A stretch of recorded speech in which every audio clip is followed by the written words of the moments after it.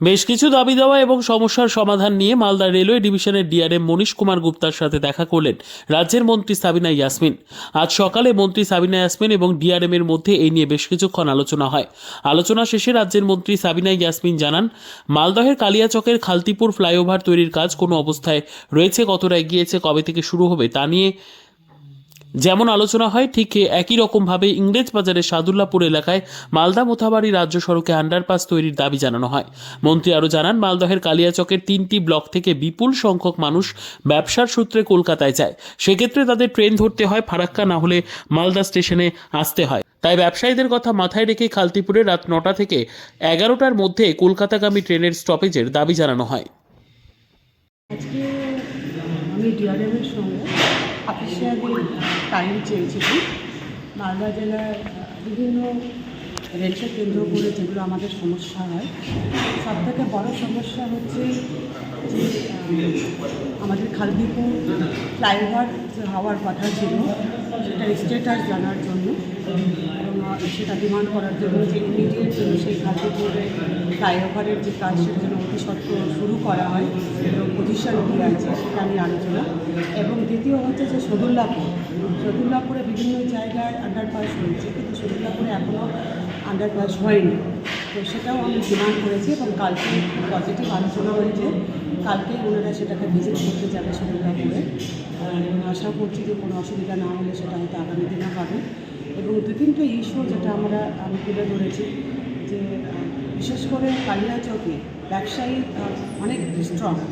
এখানকার প্রচুর ব্যবসায়ী তারা সারাদিন কাজ করার পর রাত্রিবেলা ট্রেন ধরে কলকাতা যায়। তো সেই জায়গাটাতে তাদেরকে হয় ফারাক্কায় ট্রেন ধরতে হয় কিংবা মালদা টাউনে এসে ট্রেন ধরতে হয়।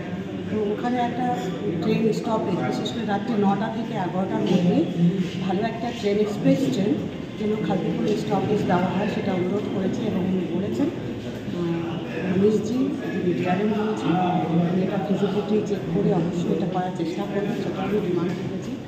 এবং আমাদের ফারাক্কা স্টেশনে আগে যে স্ট্রাকচার ছিল সেখানে পেশেন্টদের যাওয়ার ইজি ছিল, কিন্তু এখন নতুন স্ট্রাকচারে এত উঁচু হয়েছে যে পেশেন্টদের যাওয়া খুব কঠিন হয়ে যায়। তো সেখানেও একটা ডিমান্ড করেছি যে এক্সপ্লেটারের জন্য ইমিডিয়েট করা হয়। তো এই কতগুলো জিনিস আমরা দাবি রেখেছি এবং সবথেকে বড় দাবি হচ্ছে যে খালতিপুরে আমাদের যে ফ্লাইওভার এবং সদুল্লাপুরের যে ফ্লাইওভার কিংবা আন্ডারপাস, যেটাই এই দুটোকে যেন তাড়াতাড়ি করা হয়।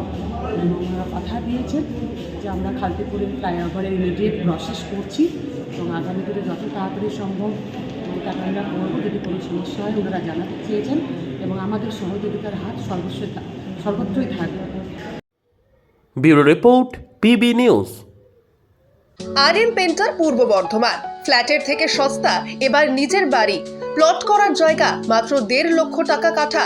মাত্র 50,000 টাকা দিয়ে নিজের নামে অগ্রিম রেজিস্ট্রি করে নিন। বাকি 1 লক্ষ টাকা লোনের সুবিধা করে প্রতি মাসে 1,667 টাকা 60 মাসে পরিশোধ করে ফেলুন। আরও বিশেষ আকর্ষণীয় থাকছে, আপনাদের জন্য রাস্তা থাকছে 12 থেকে 16 ফুট চওড়া, 24 ঘন্টা জল ও বিদ্যুৎ সরবরাহ, পরিকল্পিত ড্রেনেজ ব্যবস্থা ও নিরাপত্তার ব্যবস্থা থাকছে এবং থাকছে স্কুল। একই ছাদের তলায় সর্বশিক্ষা, লেক পার্ক, খেলার মাঠ, সুইমিং পুল, হাসপাতাল, ব্যাংক, এটিএম, শপিং মল ইত্যাদি আরও অনেক সুযোগ সুবিধা পাচ্ছেন। ঠিকানা মনে রাখবেন, বর্ধমান রেলওয়ে স্টেশন থেকে কাটুয়া রোড, দেওয়ানদিঘি থানা 500 মিটার, নবদ্বীপ রোড 200 মিটার। তবে আর দেরি কেন, আজই চলে আসুন। তবে হ্যাঁ, কন্ট্যাক্ট নাম্বার মনে রাখবেন 7547903108 অথবা 8918277795। অফিস বিজয়রাম, কালীতলা, পূর্ব বর্ধমান।